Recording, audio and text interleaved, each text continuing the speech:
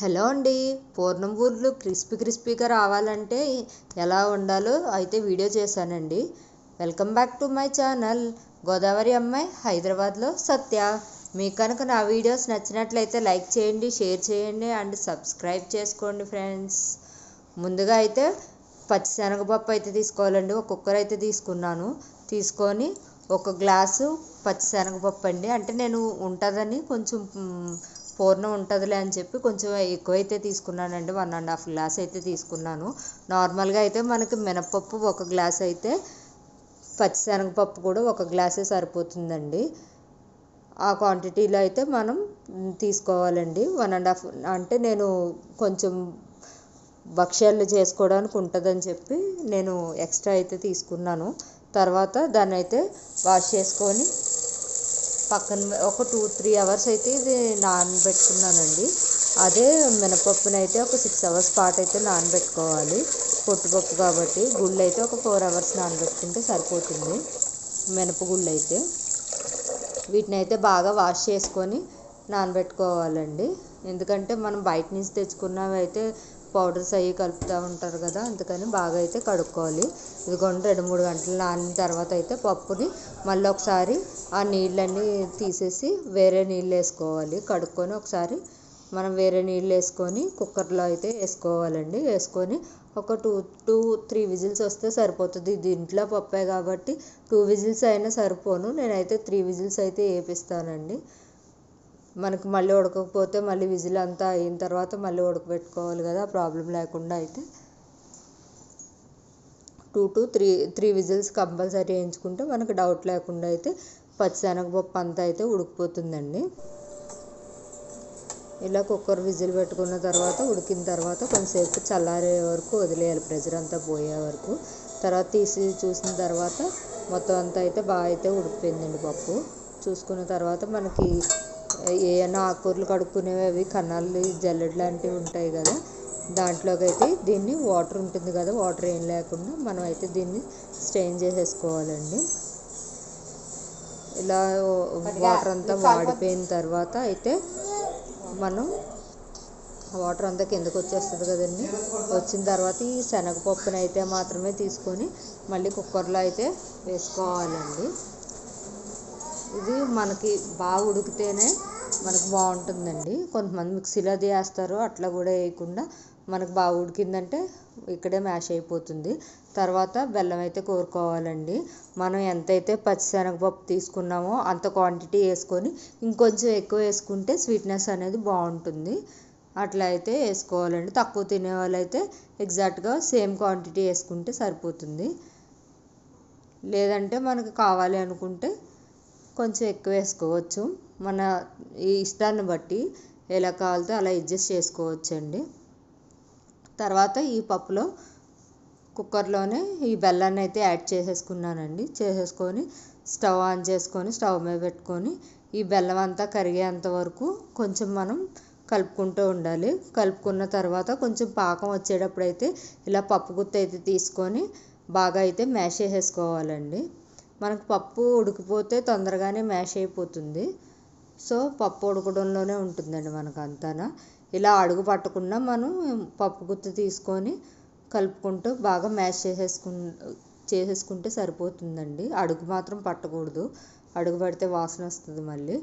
ఇలాగ ఒక 5-6 యాలక్కాయలు తీసుకొని అందులో కొంచెం పంచదార అనేది వేసుకొని మనం పౌడర్ చేసుకోవాలి. మిక్సీలో అయినా వేసుకోవచ్చు, తక్కువ కాబట్టి అంత మిక్సీలో ఏం పడుతుందని చెప్పి చపాతీ కర్ర ఉంటుంది కదా, దాంతో అయితే కొంచెం కచ్చబచ్చగా అయితే పొడి చేసేసుకొని మనం దీంట్లో మనకి ఆల్రెడీ రెడీ అయిపోతుంది కదండి, పాకానికి వచ్చేసింది.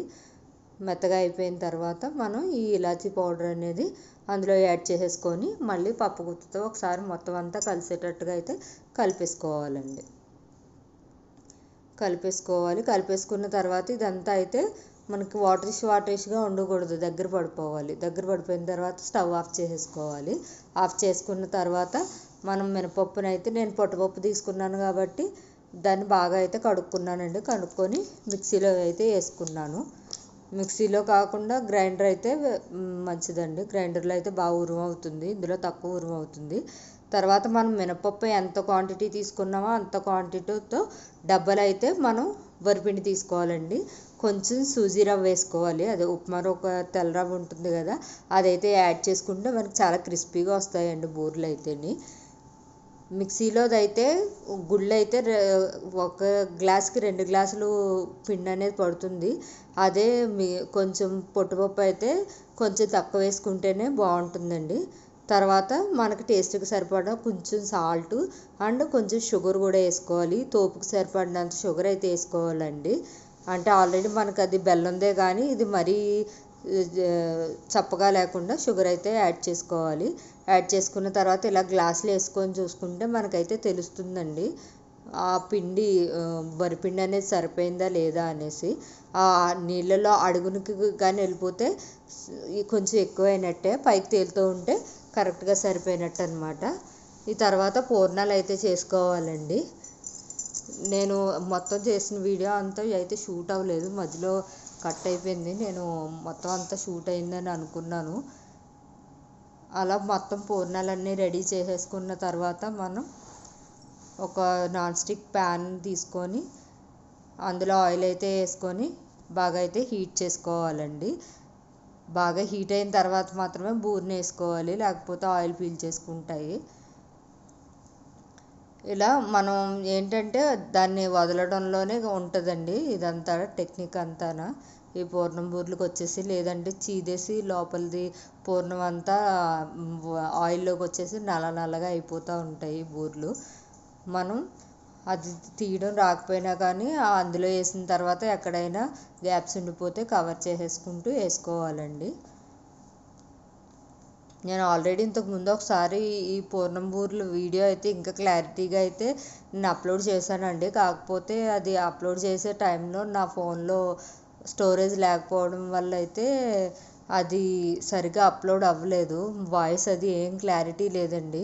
నేనైతే చాలా రోజుల తర్వాత చూసుకుంటే ఇంకా వేరే రా వీడియో కూడా తీసిన వీడియో అయితే నా దగ్గర లేదు మళ్ళీ ఎడిట్ చేసి పెట్టడానికి. సో అయితే డిలీట్ చేశాను. మళ్ళీ మొన్న ఉగాది ముందు రోజు అయితే షూట్ చేశానండి ఈ వీడియోనైతే. నేనైతే ఈ పూర్ణం అదే పచ్చిశనగపప్పు పూర్ణం ఉంది కదండి, అదైతే కొంచెం ఉంచేసుకున్నాను బొబ్బట్లు చేద్దామని. ఆ వీడియో కూడా బొబ్బట్లు చేస్తే కనుక అప్లోడ్ చేస్తాను. ఇలా మనం కొంచెం కొంచెంగా వేసుకుంటూ మొత్తం బూరెలన్నింటినీ అయితే ఫ్రై అయితే చేసేసుకోవాలండి. మనకి ఇలా చేసుకోవడం వల్ల ఏంటంటే చాలా బాగా వస్తాయి.